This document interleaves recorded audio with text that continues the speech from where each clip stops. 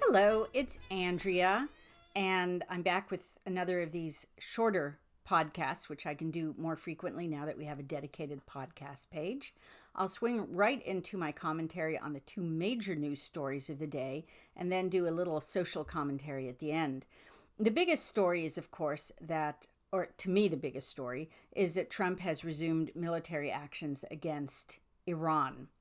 Some people are saying he was naive about the ceasefire. He never realized just how bad and duplicitous the Iranians are. I don't believe any of this. Trump has been looking at the Iranians since 1979. He's fully aware of how they never abide by any agreements, just as their proxies, Hamas, Hezbollah, the Houthis, don't abide by any ceasefires. This is how they operate. He knew that going in. Knowing that, why did he enter into a ceasefire? Or a pretend ceasefire? I think there were a few reasons. The war was unpopular, so he had to show a good faith effort to end it. He needed to reset the War Powers Act. Now, I'm one of those who, along with every American president, thinks it's unconstitutional for Congress to exert this kind of control over war. It's got the power of treaties and the purse, but the president is the commander-in-chief and in charge of foreign policy.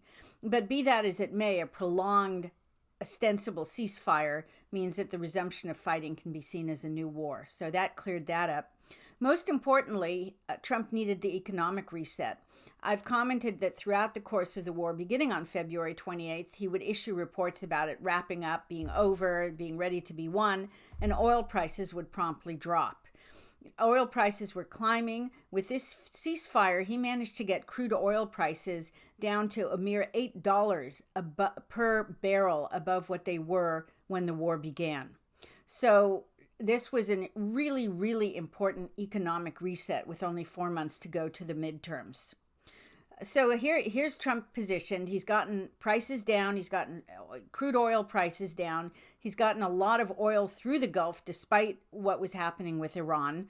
And he's now positioned to unleash total war on Iran. And with luck, what he'll do this time around is no more Mr. Nice Guy, where he's just attacking hard military targets. He's got to attack, with apologies to the Iranian people, but he's got to start attacking bridges, power stations, and other infrastructure on which the military and the government rely, unfortunately on which civilians also rely. Otherwise, this will drag on forever, and the one thing Trump has made absolutely clear is that he is not a believer in forever wars. He wants to rip off the Band-Aid wars, get it done, and not have a long, oozing 4, 5, 6, 7-year war. And we and Israel certainly have the capacity to make that happen. Speaking of Israel, many people have wondered why neither Israel nor the U.S. launched an attack on the Khamenei funeral that was just held. Well, we were abiding by the ceasefire, for one thing. The other thing is, now that the American and Israeli militaries have had a chance to regroup, rearm themselves, they're getting ready for the next phase, and I would be very surprised if that didn't include geolocating every single military and political official at that funeral. The Iranians probably know this. They're trying to ditch their cell phones now, but Israel and America are now tracking their every movement, and they have suddenly become easy targets for targeted drone and rocket assassination. So I expect to see a whole bunch of leaders in Iran, hardline leaders, discover that the afterlife is not 72 willing virgins. It's probably something a great deal less pleasant. The next story I saw this coming. The next story I want to talk about is, of course, Graham Platner's, the exposés about Graham Platner.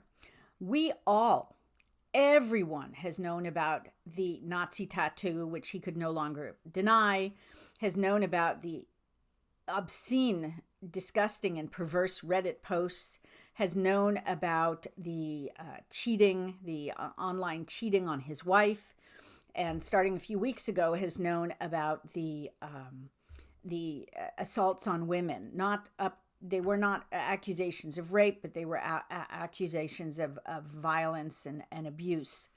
And yet the Democrats stuck with him. The party of Believe All Women, the party of women, they stuck with him. He was their working class oysterman, despite his affluent background and private schools. They had a construct, and they thought they would woo the dumb working man who would be taken in by the oyster farmer gloss.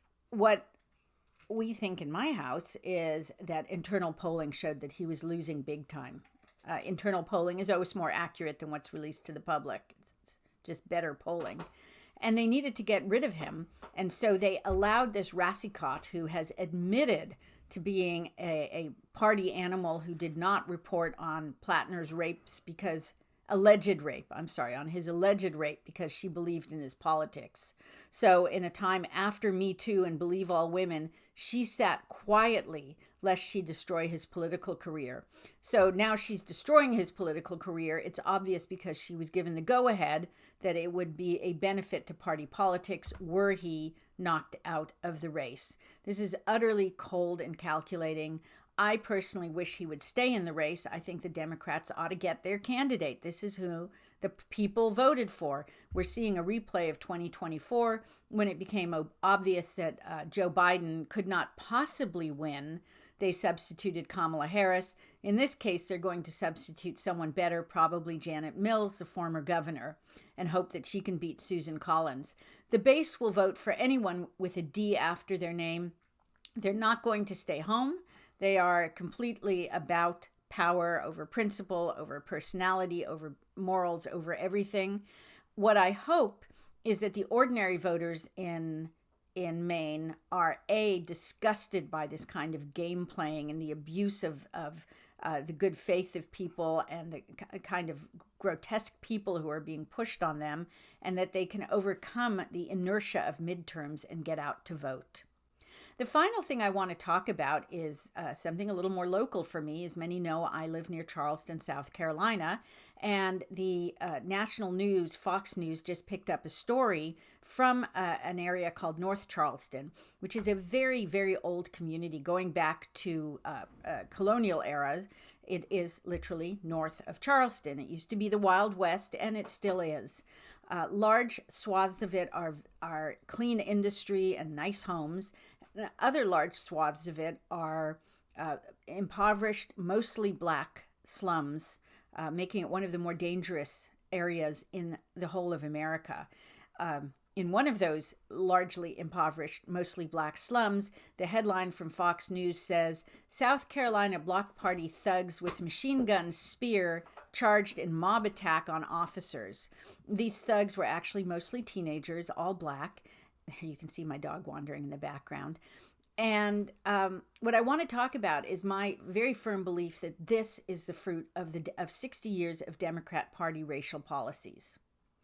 My theory, I feel like Anne, what's her name again, in the famous Monty Python sketch where she has this theory about dinosaurs. It's John Cleese going, my theory, my theory, and he keeps clearing his throat.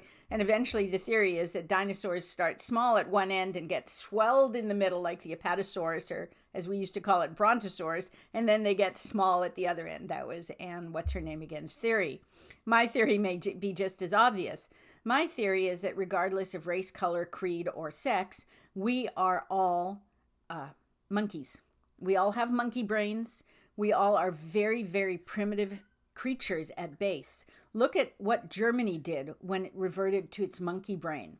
It had been considered for a century the most civilized country in Western continental Europe, and look what happened to it. When we are unleashed, we are monkeys. We are the worst, most violent part of the chimpanzee. And for 60 years, the Democrat Party has been telling American blacks that the civilization that the West built, a civilization carved slowly and painfully out of primitivism and Stone Age thinking, built on the Bible, on Greek philosophy, on the painful development of the church as it sought to constrain baser instincts both outside of and inside the church, of the bloom of the Enlightenment before it was taken over by the left.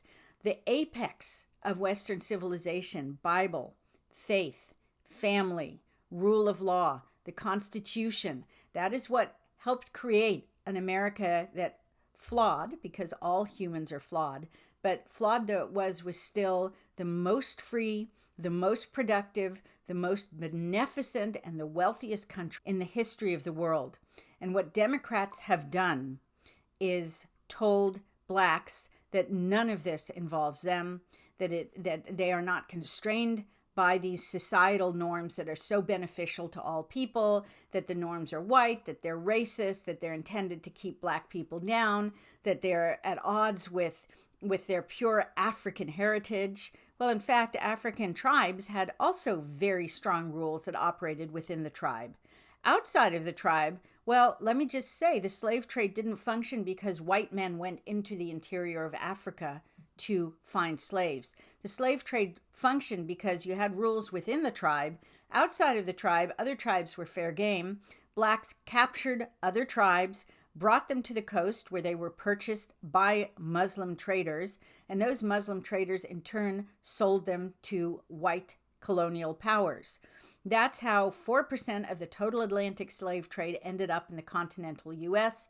It is important to point out that the rest of the African slave trade went to Muslim lands, to British colonies, French colonies, Portuguese colonies, Dutch colonies, you name it, Spanish especially.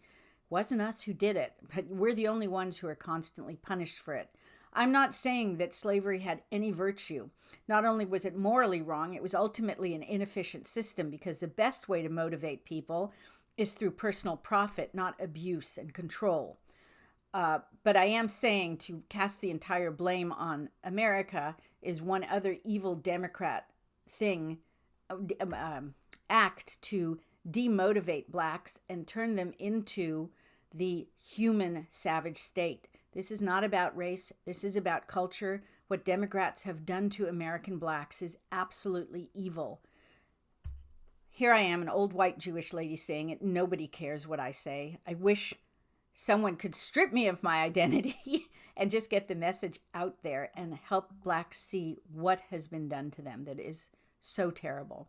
And on that uplifting note, thank you for joining this podcast. Now that I'm doing shorter podcasts, I'll do them more often. You'll also get podcasts from Alan Loncar, and soon I hope from David Shine, as well as recommendations from American Thinker about podcasts that we think will be of interest to you.